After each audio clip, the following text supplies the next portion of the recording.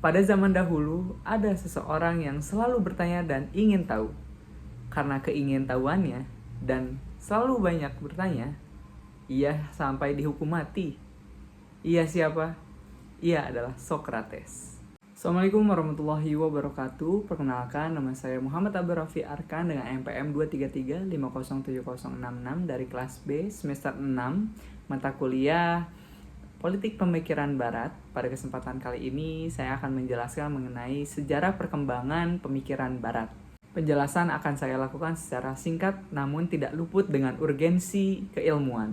Pemikiran Barat merupakan perkembangan gagasan manusia di dunia Barat mengenai filsafat, ilmu pengetahuan, politik, dan masyarakat. Perkembangannya berlangsung sangat panjang, dari zaman Yunani kuno hingga pemikiran modern saat ini. Periode pertama adalah zaman Yunani kuno, sekitar abad ke-6 sebelum Masehi.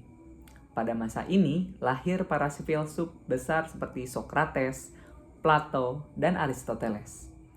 Pada masa ini, manusia mulai mencoba memahami dunia melalui akal dan rasio, bukan hanya melalui mitos atau kepercayaan tradisional. Socrates terkenal dengan metode bertanya untuk mencari kebenaran. Plato mengembangkan gagasan tentang dunia ide sebagai realitas yang sempurna. Sementara Aristoteles memberikan kontribusi besar dalam logika, etika, politik, dan ilmu pengetahuan. Karena itu, masa Yunani kuno sering disebut sebagai fondasi utama filsafat Barat. Periode berikutnya adalah abad pertengahan, sekitar abad ke-5 hingga ke abad 15. Pada masa ini, pemikiran Barat sangat dipengaruhi oleh agama Kristen dan lembaga gereja. Salah satu tokoh penting pada masa ini adalah Thomas Aquinas. Ia berusaha menggabungkan ajaran agama dengan pemikiran filsafat Yunani, khususnya pemikiran Aristoteles. Filsafat pada masa ini banyak digunakan untuk menjelaskan dan mempertanyakan ajaran teologi. Selanjutnya adalah zaman Renaissance, sekitar abad ke-14 hingga abad ke-16. Renaissance berarti kelahiran kembali, yaitu kebangkitan kembali minat terhadap ilmu pengetahuan, seni, dan budaya Yunani. Pada masa ini, muncul semangat humanisme, yaitu pandangan yang menempatkan manusia sebagai pusat perhatian dalam kehidupan dan ilmu pengetahuan. Inti dari masa ini adalah perkembangan seni, sains, dan pemikiran politik mulai meningkat pesat. Periode keempat adalah zaman pencerahan pada abad ke-17 hingga ke-18. Pada masa ini, akal dan ilmu pengetahuan dianggap sebagai sumber utama untuk memahami dunia.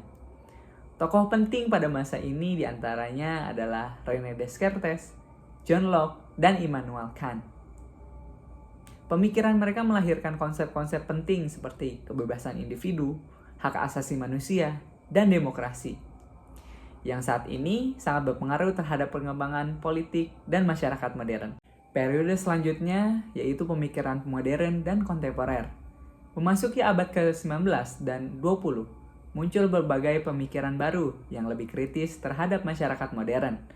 Tokoh-tokoh penting pada masa ini diantaranya adalah Karl Marx yang mengkritik sistem kapitalisme, serta Friedrich Nietzsche yang mengkritik moralitas tradisional.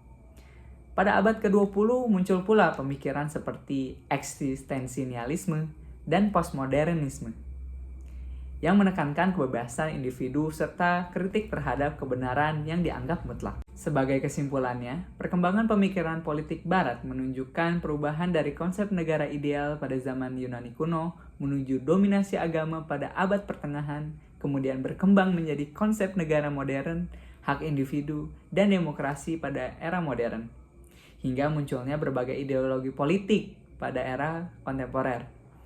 Pemikiran-pemikiran tersebut sangat mempengaruhi sistem politik di berbagai negara di dunia hingga saat ini. Demikian presentasi yang bisa saya sampaikan. Mohon maaf bila ada salah kata. Wabillahi taufiq wa hidayah. Wassalamualaikum warahmatullahi wabarakatuh.